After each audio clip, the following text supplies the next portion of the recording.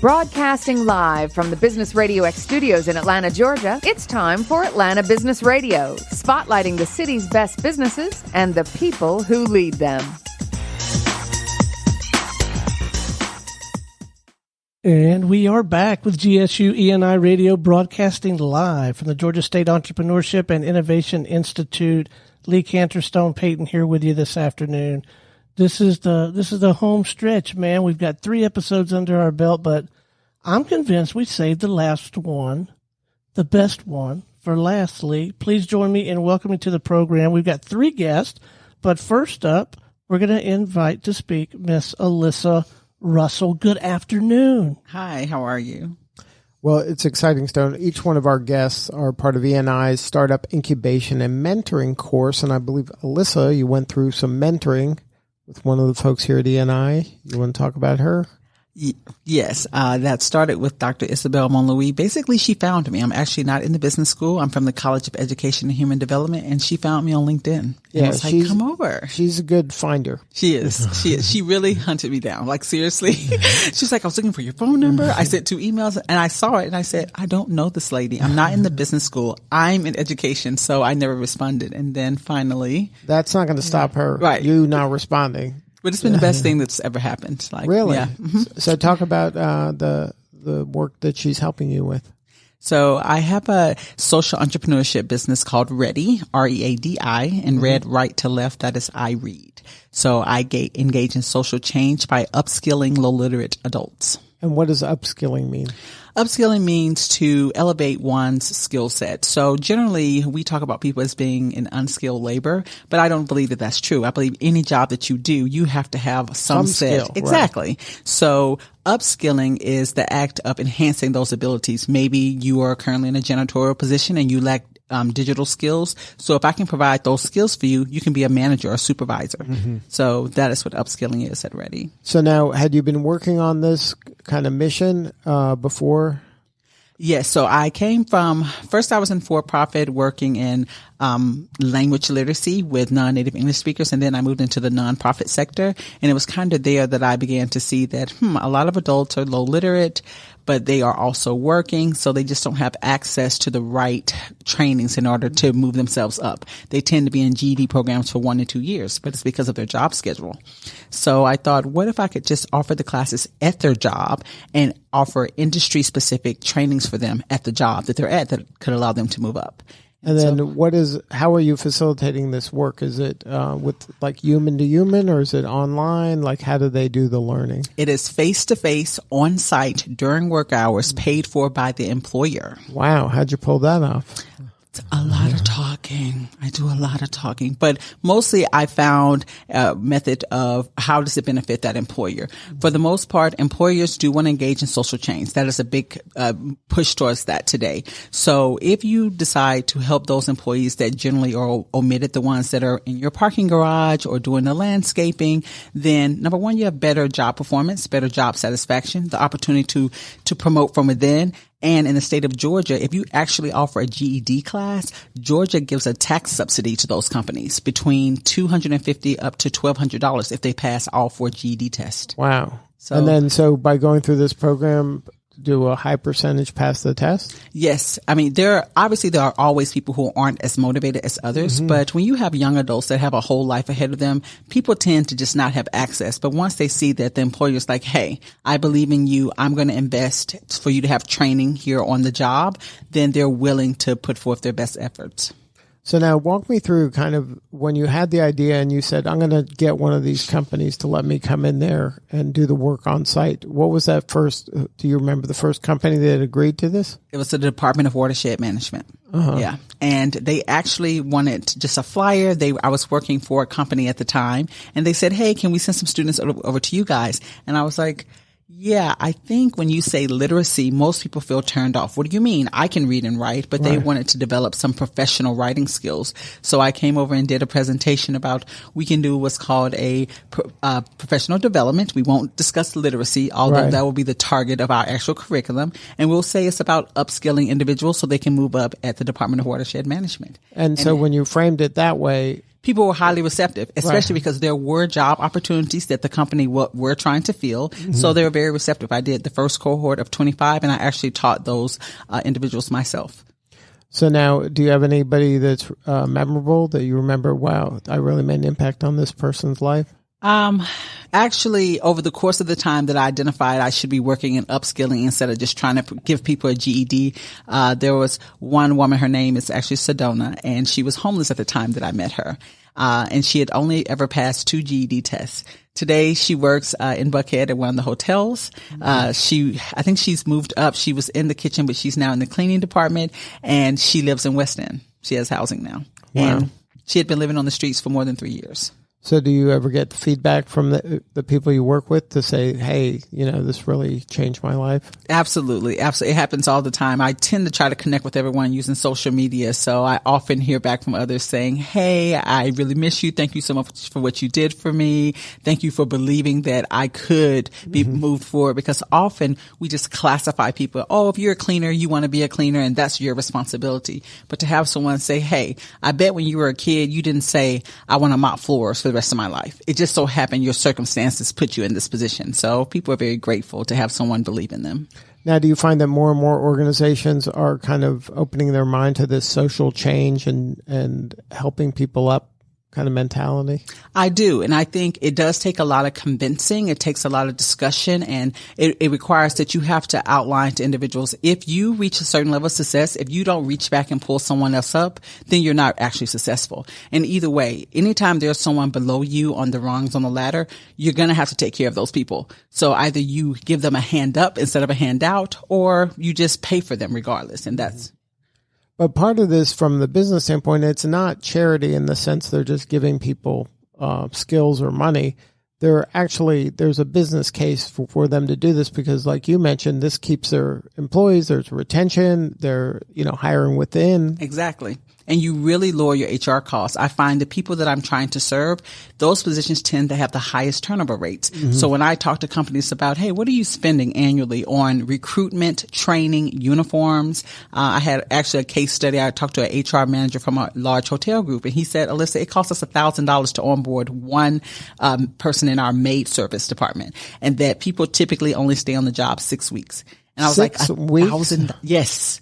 And he was like, it's ridiculous. And he was like, yeah, you should definitely, this would be a great industry. And something like hospitality is one of the key markets I'm looking to work with. Because in order for them to keep up with the classes, they have to stay employed. Yes, right? yes, yeah.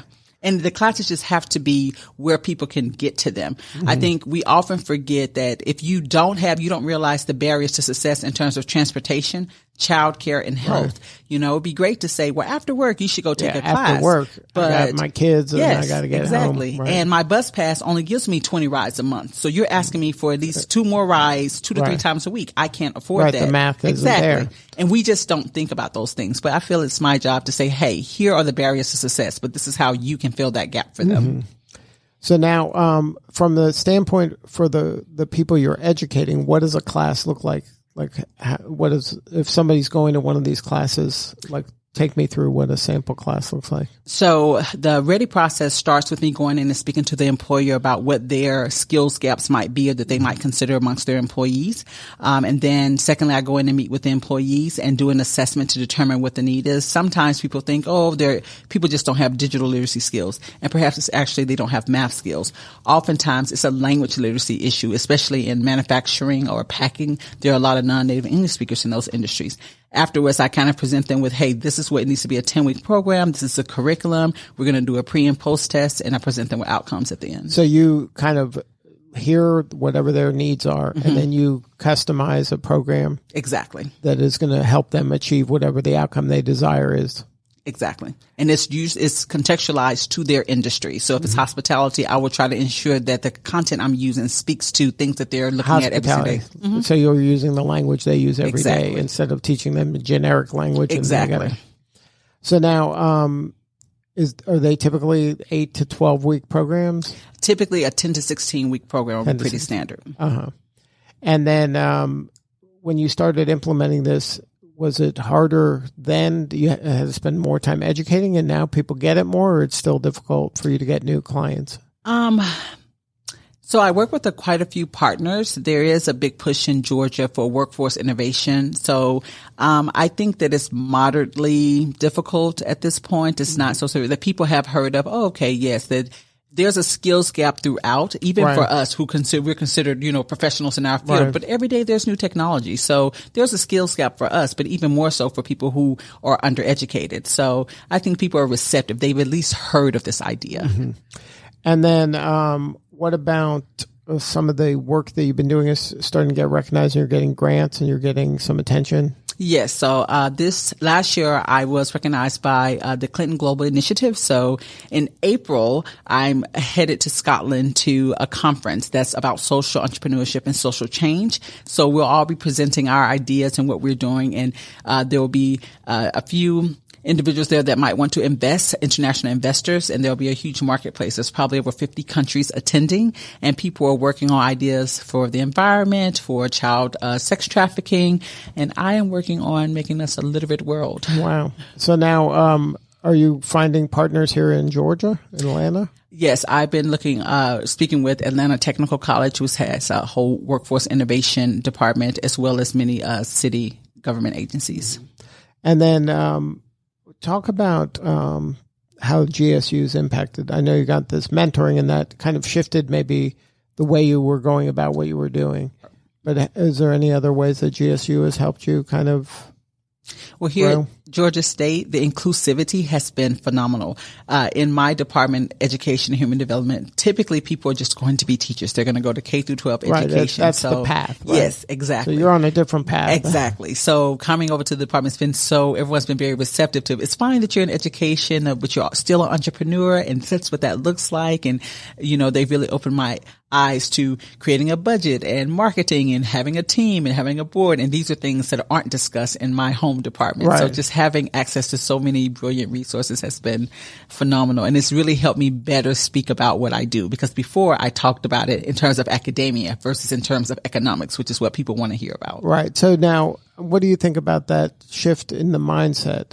Do you think that other people in education would benefit from kind of having that shift of, like in their path right now, it's I get my degree, I become a teacher, and then I teach, and that's my path. Right. And you're teaching, you're doing the same activity, but you're doing it in such a different way that's more entrepreneurial, because you have to go out and find the people to teach. Right. And you have to sell them on the idea of them paying you to teach the people to teach. Exactly. So amongst my student colleagues, everyone's very intrigued that I'm not going to a classroom. They're just like, so wait, how are you doing that? So there's a lot of interest among my colleagues.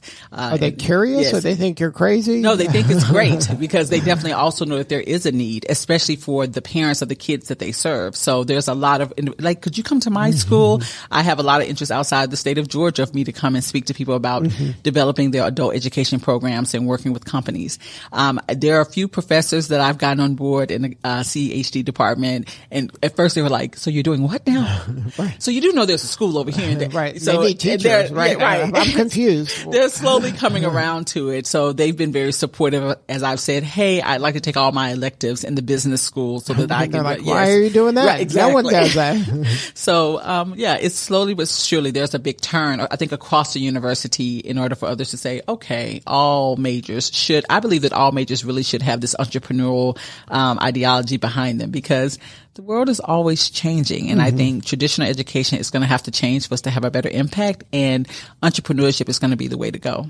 Yeah. And that says something that from somebody from the education world is saying that entrepreneurship should be kind of included.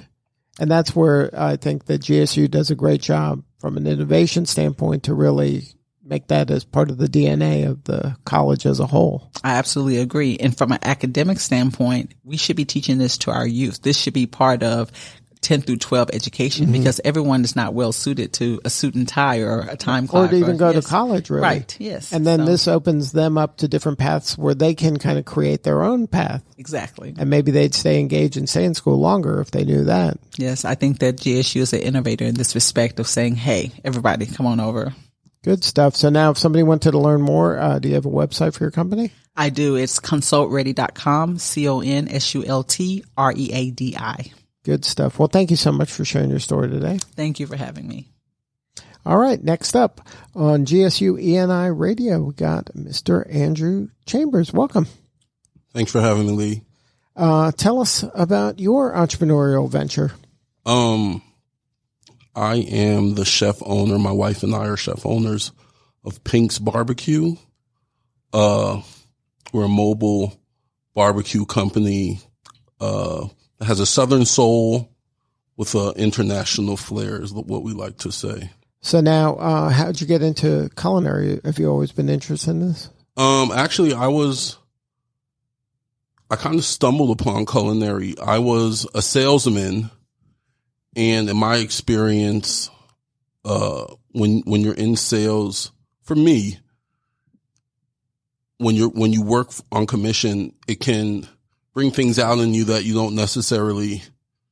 It brought things out in me I didn't necessarily like or want to go down that road. Right. And so I was just taking a break. I think I was on spring break or something one day, and my parents owned a place in Miami Beach, and Is that where you're from?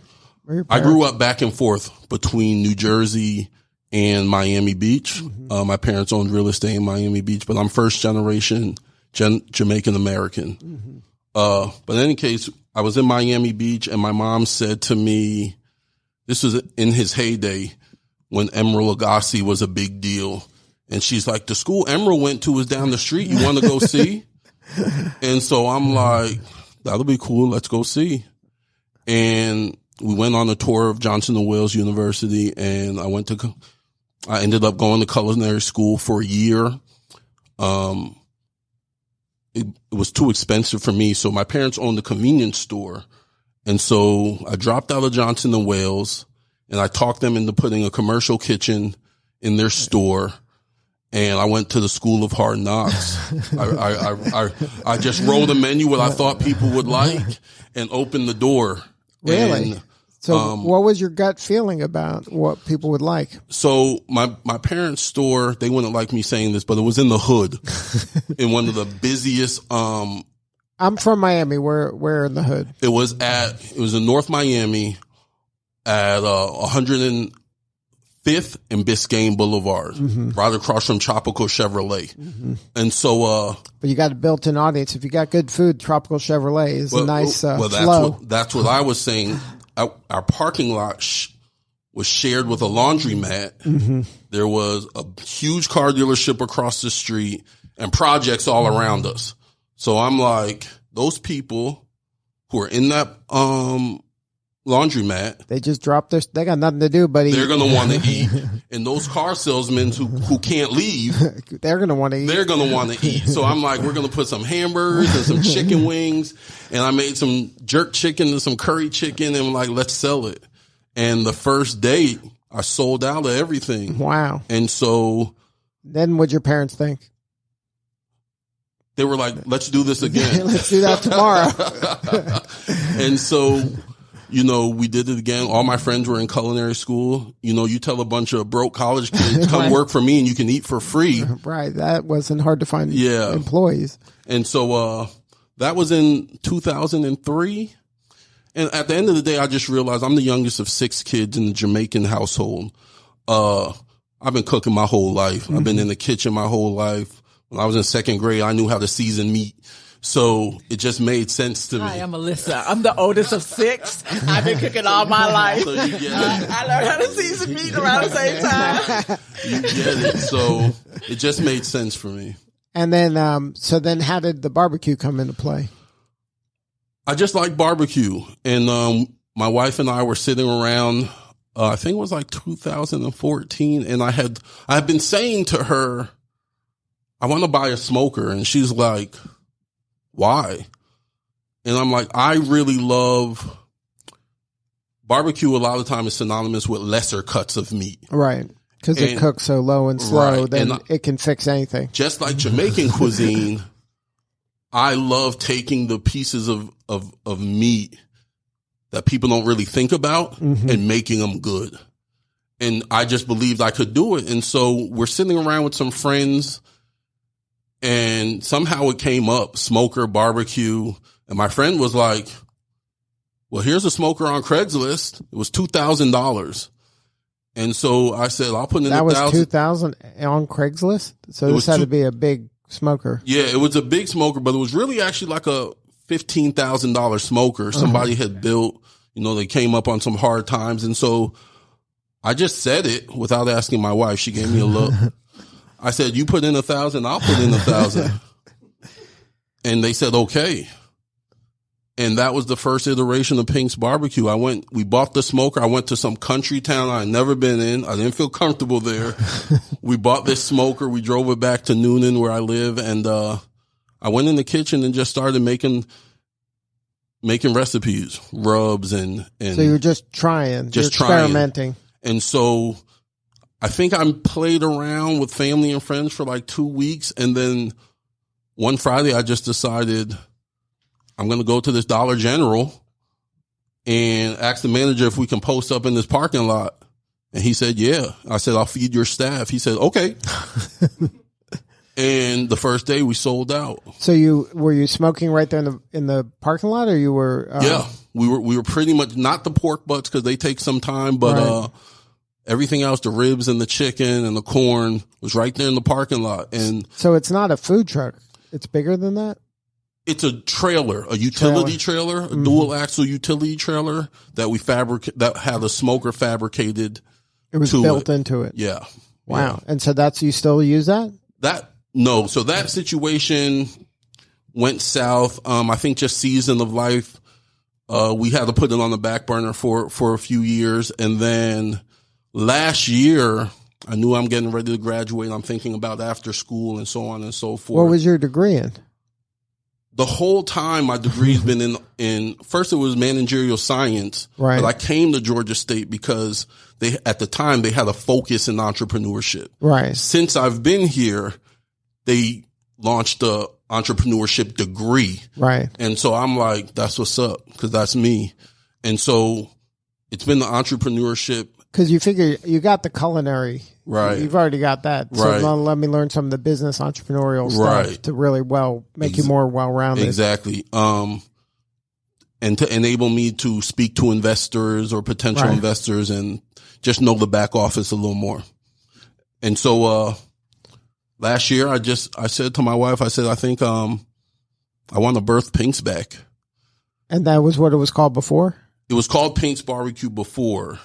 But since then, we've changed the business model and the approach which we're going to do. Right. And yes, then is this the one that's here in the metro area? Yes. Pink's? There's not one in South Florida? No. So that South Florida iteration, that was 2003. That was just entry into culinary. Right, to learn. Yeah. And then now Pink's is here in a mobile. Yes, sir. Yes, sir. So the name of my company is actually called the Eating Chambers. Mm-hmm. We're a food management company. We want to own and operate food service businesses. The first brand that we're launching is Pink's Barbecue. And then, so then where can people go and eat Pink's like right now? So right now, because we're not eating it here. Why is that? I'm confused too.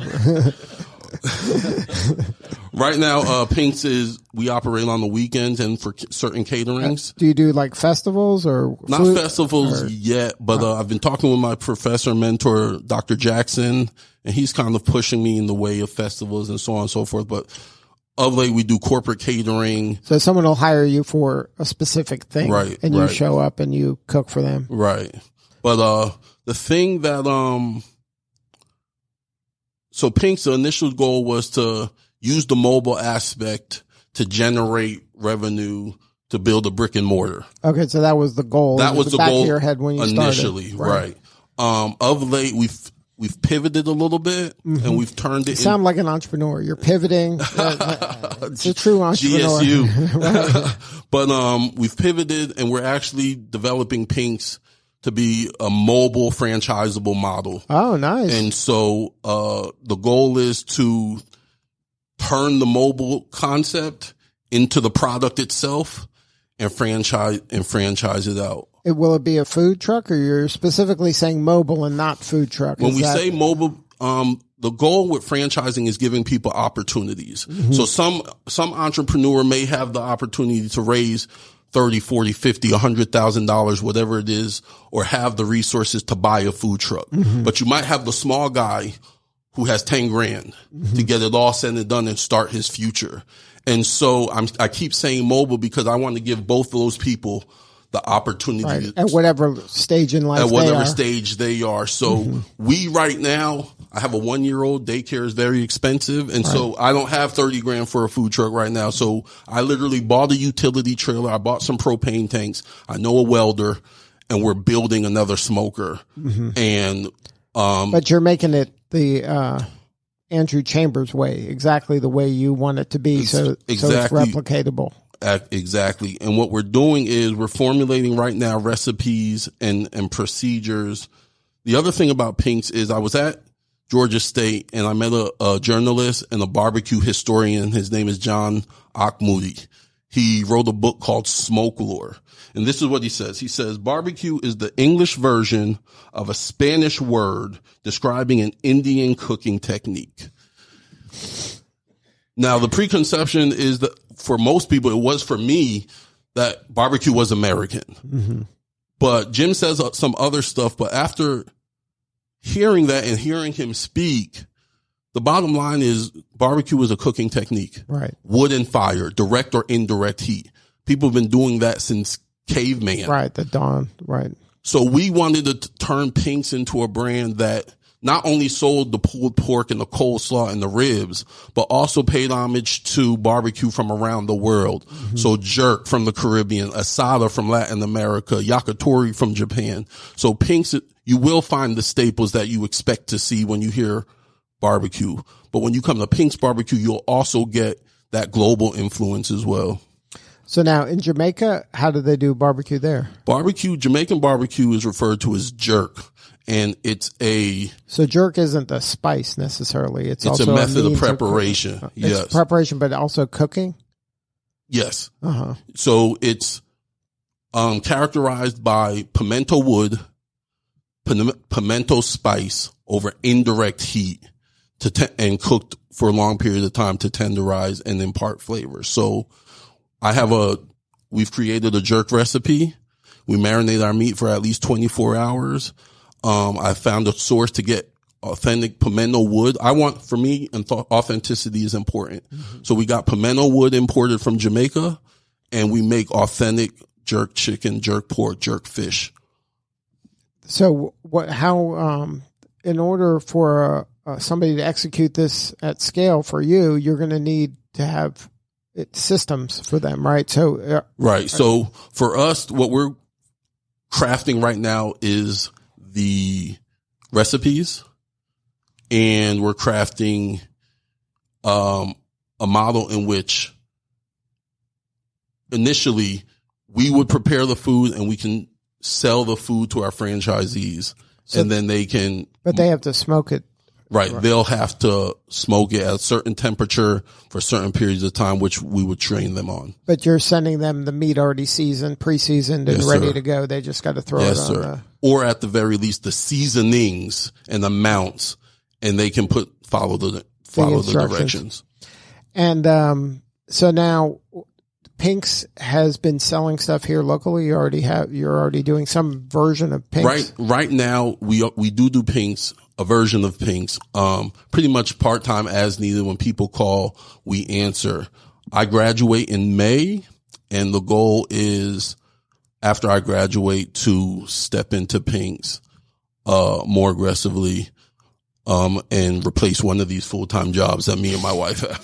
That's right. So now, looking back at your GSU kind of career here. Yes, sir. Has it kind of helped you in the way that you hoped it would in terms of visualizing how you can transfer some of those culinary skills you obviously have for having been doing it for so many years, yes, sir, into some business that can, there can be an empire being built here based on some of these, because you're no longer thinking I'm going to just open a store. There could be 1,000 Pinks. Absolutely.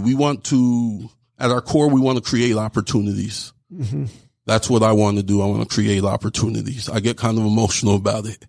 I know what it is to have nothing, and I know what it is to have a lot. and I know what it takes to get from point A to point B. And I want to give people, especially restaurateurs, the culinary business is very expensive. And we're trying to create something that'll give chefs or people who have a passion for serving food the opportunity to start on their dream. Georgia State, I live an hour from campus. And between my house and this campus, there's about 4 or 5 schools that I could have gone to. Right. I chose Georgia State specifically because they have a focus and a heart and a passion and now a degree for entrepreneurs. Mm-hmm. And so Georgia State absolutely has taught me a lot. I come from a family of entrepreneurs. Like I said, my parents own a bunch of real estate. So I've seen it a lot. But Georgia State has taught me, one, why what I see has been done. And it's also taught me the value of people and networking. Jamaicans are very prideful people. So my parents, they laced up their boots and they just did it themselves and they didn't need anybody.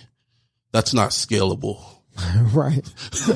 I learned that at Georgia State. Exactly. Wow. Another good entrepreneur word, scalable. That's Georgia State. I didn't know that in 2014 when I started at Georgia State. But also it sounds like both Elissa and you have a component of the social change, and you're trying to help people up, and not just, hey, this is about me just making money. This is about really serving a community and building a framework that can help others succeed. Right. So for Pinks, personally, like I said, I want to create opportunities for my staff and for franchisees.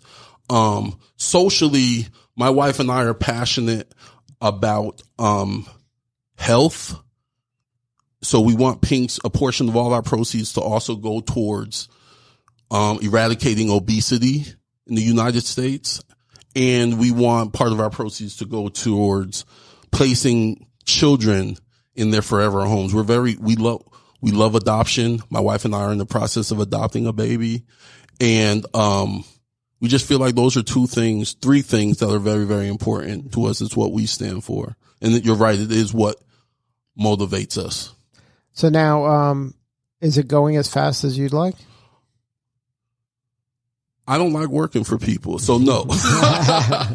However, my wife and I have tried our hand at a few different things. We're still committed to launching our own thing. It's not going necessarily as fast as we like, but the difference is this time we feel like the people and the resources and our own mental are in a place that'll make it work this time. Mm-hmm. So you're pretty confident in your future. Yes, sir. So what do you need more of? How can we help? I need exposure. And so right now, actually this week, we're working on getting our social media platforms launched and our website. But, we just need to get the word out. We can come back and I can bring good food, a lot of it too. Well, I'll tell you, we do a franchise marketing show. Okay. So when you're ready to franchise, we'll get you on that show. Well, that'll be awesome. But until then, people can find me on Instagram. All right. Is there a website? The website will be pinksbarbecue.com, PINKS barbecue with a C.com. That will be launched in the next week or so. And my personal Instagram, which people could get notifications and so on and so forth, is at the letter D, Real Chef Drew on Instagram. Drew Chef Chambers, I'm sorry. And that's D Real Chef Chambers. D Real Chef Chambers on Instagram. Good stuff. Well, thank you, Andrew, for sharing your story, and best of luck. It sounds like you got a lot of this figured out now. I appreciate it. Got to get the word out. Stay tuned. All right. Well, hang with us. We got one more guest. All right. Next up on GSU ENI Radio, Mr. Yazdan Navabi. Hey, I'm Close? really excited to be here. You got that name a little right? Some of it right? Yeah. So, did you learn anything, or are you just hungry right now? It's very interesting, and I think you guys have great ideas, Thank and you. I hope you find nothing but success. So now you're here to talk about food upcycles. Yeah, so actually what to do with the food after it's eaten. There you go. I'm It's not talking used. about. Everything's connected, right? It is. It's a small and world. it's important. Yeah. So tell us about Food Upcycles. How you serving folks? So basically our main mission is to divert food from landfills and repurpose it and to turn it back into soil. It's a process called composting. And so compost really is nutrient-rich soil made of organic things like foods, leaves, grass, all types of things like that. Now, that's something that people don't realize, that the nutrients in soil nowadays are much less than there were historically. Is that right? Absolutely. And there's not too many studies on this, but there's been a few where they took vegetables from, I believe, the 30s, and then they cross-examined them, the same vegetables, same sizes in the 80s, and they had a lot less nutrients and vitamins in them. Mm-hmm. A powerful quote that really stuck in my mind when I read it was, you would have to eat 8 oranges today to match the amount of vitamin A that your grandparents would have had in 1 orange. Wow, that's shocking, isn't it? Yeah. Is that just in America, or is that all over the world? It varies, but it's really bad in America because the businesses have been so optimized to produce more output, and so it really depletes the soils of all the nutrients. Right, so they're creating things that look like oranges, but they may not really be oranges when it comes to a nutrition standpoint.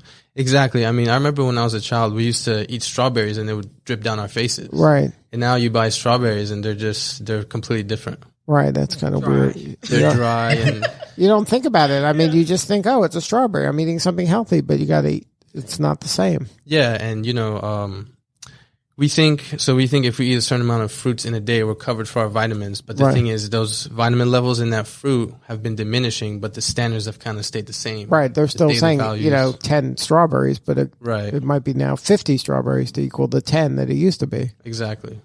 So now, how did you kind of come up with this composting kind of angle? So I'm a big nature guy, and I love the planet. I love the environment. And for a while, I reached a point where I knew I wanted to be an entrepreneur, for good. Because I've done some stuff in the past. But I used to be a personal trainer. Mm-hmm. And, I was helping people be healthy and reach their goals. However, it wasn't very scalable. And I was limited by my time, and I wanted to do more. And I really wanted to do something to help the environment. And I started looking around all these different industries, and a lot of them are multi-million-dollar industries. They're big things. They're hard to get into with a lot of barriers. And then I stumbled across composting and landfilling, and I didn't realize how bad it was. And landfilling and the negative effects kind of flies under the radar, but they're very harmful to our planet for multiple reasons. But one of the main ones is they produce a lot of greenhouse gases. Mm-hmm. So across the world, landfills account for 11% of all the methane produced. And methane is one of the gases that produces the greenhouse effect. Mm-hmm. It's a lot more powerful than carbon dioxide. And that's what's causing some of this climate change. Yeah, that's a big contributor. So basically, it's a complicated process, and usually I lose people when I try to explain all of it. But when food goes to landfills, it rots in a negative way, and it produces a lot of gases and other harmful side effects. So now you're going to take the food, and then what do you do with it now? So basically, you mimic the natural process. You just kind of speed it up, but you let the ingredients break themselves down because they have natural microbes and bacteria on them. And then if you put them together and you give them air and water, they just break themselves down naturally.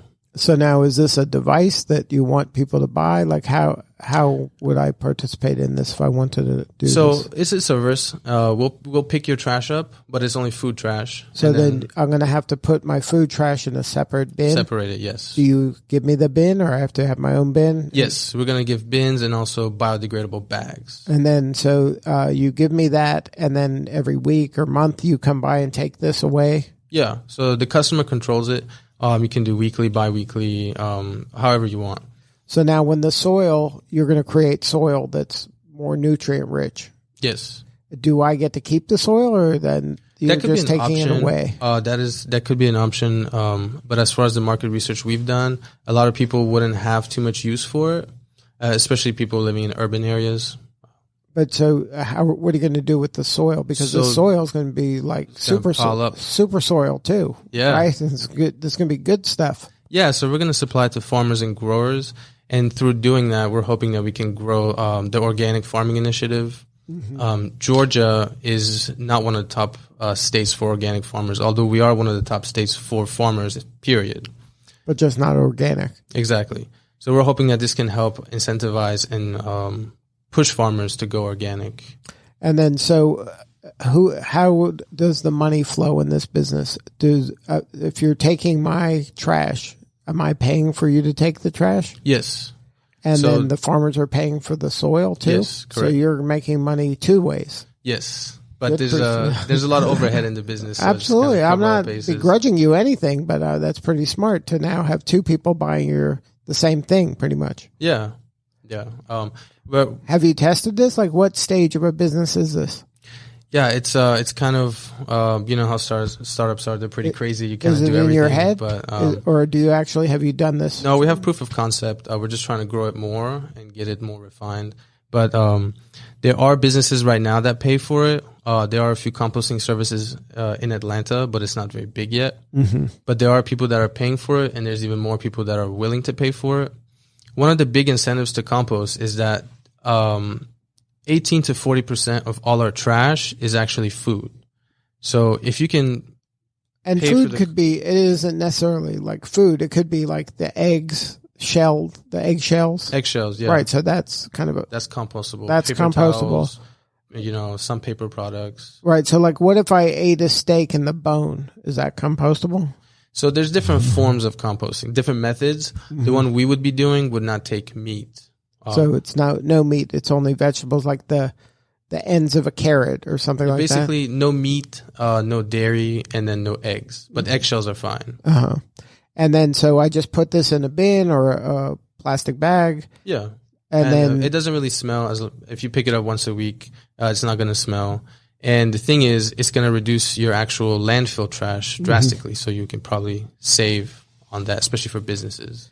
And then you take it, somebody has a truck and you're just driving by and picking up all these bags? Yeah, we pick it up and then, we process it and turn it to clean compost. And then, so you're taking all that stuff and putting it into something that's making this nutrient-rich soil. Yeah, you kind of, again, there's different methods. What we would be doing would be windrow composting. So you basically kind of set it in a line and you just let it sit there. And then so you're just pouring it out in a pile, in a line. You have to turn it, and then you kind of have to cater to it. So then you have to manually, kind of move it around. Yeah, you want to make sure the parts are breaking down evenly, right? And then at the end, does it look different, the soil? Yeah, it's actually really cool. It goes through this period, this heating period, and so because there's so much microbial activity, it heats up, and that heat actually pasteurizes it, so it kills all the bacteria and fly eggs or whatever might be in there. And in the end, you have this beautiful black, nutrient-rich soil with like small chunks and stems. So now if you were to look at a jar of that soil compared to a jar of soil that might have been, right next to it, but not with all the composting, it would be a different color. Yeah, absolutely. I mean, Georgia, you might have you probably have red clay, but if you actually, on farms and they have soil, it will be like a light brown, whereas this one would be dark black. Dark black. Yeah. Really? So it's very dramatically noticeable. Yeah, and it retains moisture. Mm-hmm. And so it's just, it has a lot of benefits for soil. One of them is moisture retention. So now at this stage of your business, what do you need more of? I need more awareness and investments. We're definitely looking for investments. We have to get land. There's some overhead, some minimal machinery.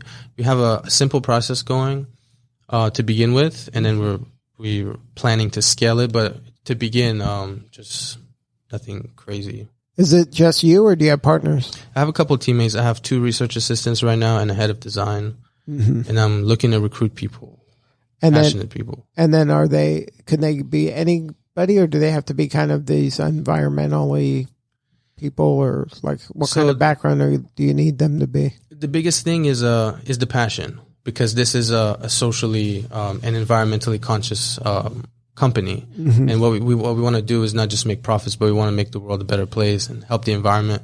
So that's number one. But then obviously we're looking for competence and drive. This is something that is kind of lacking a lot of awareness, so we really need to drive it home and let people know the benefits, and it's really easy to do, participate in. So now at Georgia State, you were getting your degree in economics, right? Yeah, business economics. And then so you found out about the entrepreneurship and you added that to the your to-do list. Yeah, I took major. One mandatory elective. It was entrepreneurial thinking, and I just realized it just clicked, and I was like, this is for me. And so what part about it clicked? Just the process. I always just thought of entrepreneurship as just someone who, invests their own money, but it's just a different mindset and different mental habits and patterns. And so I did my first pivot, and I didn't want to drop that major because I worked so hard on it. So I just added the entrepreneurship major, and I'm just going for this full force now.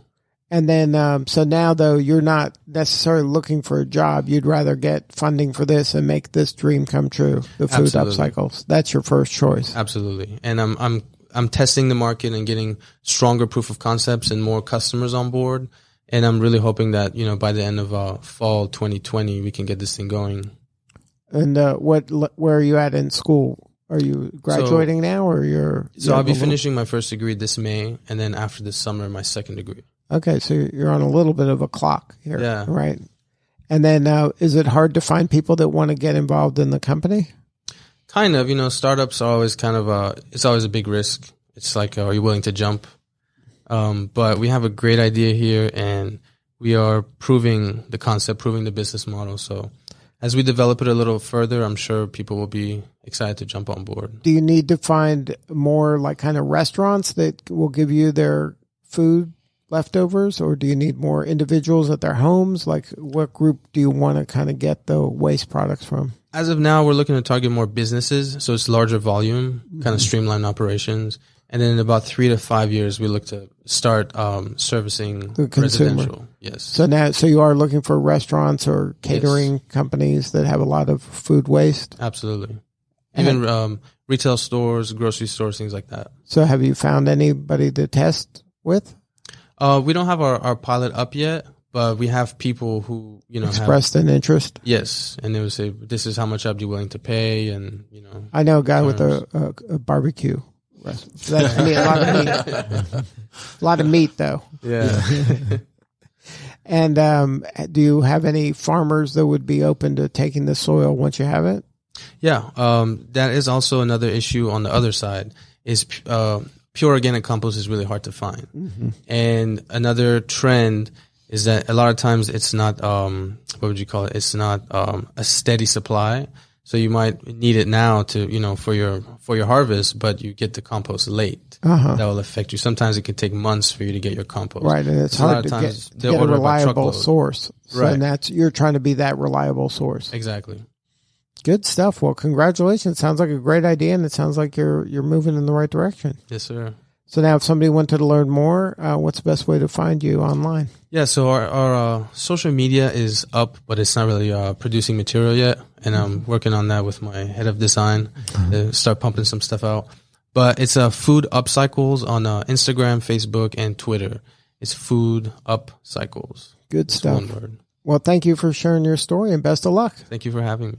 All right. Well, thanks to all of our guests today. This is Lee Cantor for Stone Payton. We will see you all next time on GSU ENI Radio.